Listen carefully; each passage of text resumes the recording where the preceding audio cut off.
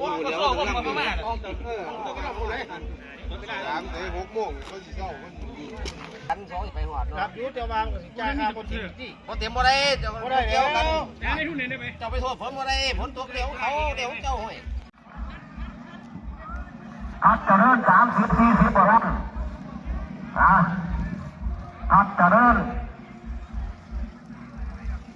ทัดเจริญสอทัดได้ยังไงว่าน่ะติดฐานว่าบ้องไฟแสนยังคงทำเวลาทัดเจริญพร้อมเพื่อโชคดี3-2-1ไป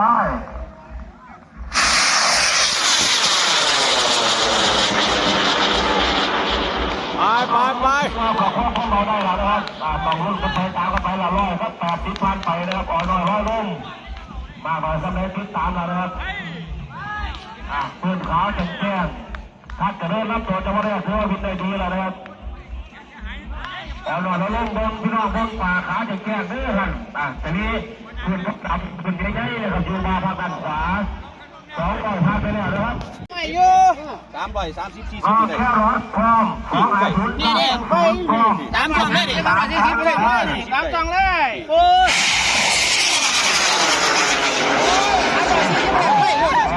ยมาทำไมเขาพิษแล้วไปไหมน้ำละสีสบายไฟบ้างนี่ทัดเจริญจะมาทำเวลาอยู่เลยทัดเจริญ